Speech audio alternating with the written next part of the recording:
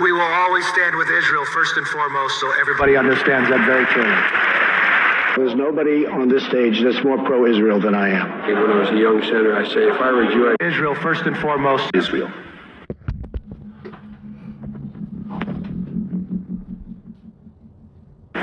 We will always stand with Israel first and foremost, so everybody understands that very clearly. There's nobody on this stage that's more pro-Israel than I am. When I was a young senator, I say, if I were a Jew, I'd be a Zionist. I am a Zionist. You don't have to be a Jew to be a Zionist. The uniform that I wore in the military, unfortunately, was not an Israeli uniform. It was an American uniform. Israel has always been a strong ally of ours, and I appreciate that. I voted just this week to give money, more money to them through the Iron Dome. And I made clear to him that his strongest ally in the globe is the state of Texas. I've always proudly stood by Israel.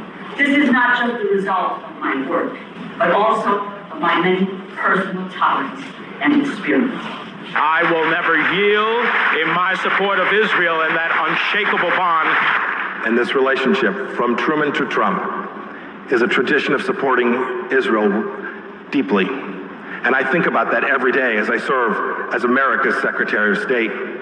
We stand with the democratic state of Israel. And this is why today I come before you to support the $225 million in additional funding.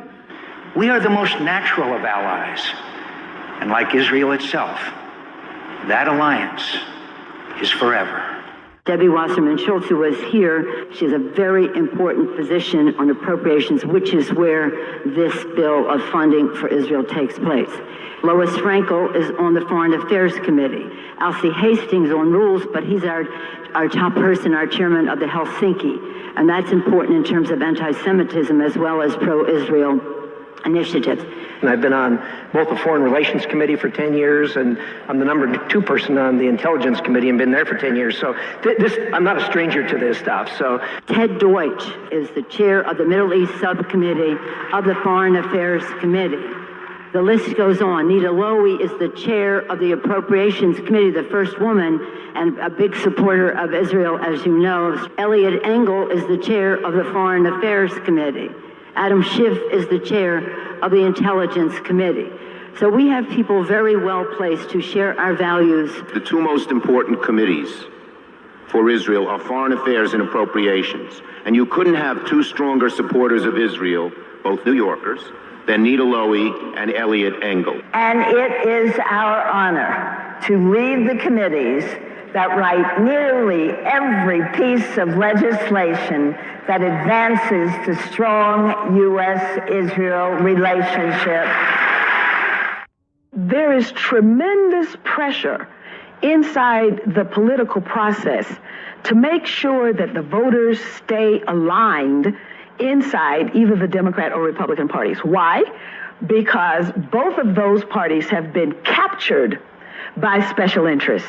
And there's no more special interest that has any more influence than the pro-Israel lobby. But it's important that Israel always maintains bipartisan support, especially in the Congress. I've, for my entire life, worked to make sure that anytime an issue of U.S.-Israel relationship comes up, that it's overwhelmingly supported by Democrats and Republicans. For the last 10 years, I've had the chance to do it. I always included a Republican lead sponsor, because the foundation of our relationship must remain bipartisan as it has been for decades. But if there's one thing that we concur on, whether we be Democrats or Republicans, and we are a bipartisan delegation, we come together in support with our friends, our only true friend in the Middle East, and that's Israel. I believe Israel should never be a partisan issue.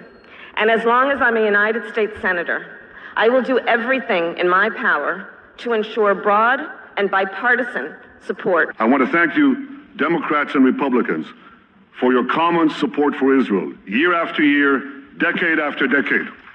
No matter on which side of the aisle you sit, you stand with Israel. And as we move legislation, we need all of you to build relationships on both sides of the aisle. Democrats and Republicans together. Every candidate for Congress at that time had a pledge. They were given a pledge to sign. And so the pledge had Jerusalem as the capital city, the military superiority of Israel. American Congress people have to sign this pledge. Yes. But we have to make sure that there is security, because that is the first responsibility of any government. It's the oath we take as members of Congress and any of you who are part of any official organization to protect and defend. And we have to make sure that the security of Israel is essential. That is essential to a solution.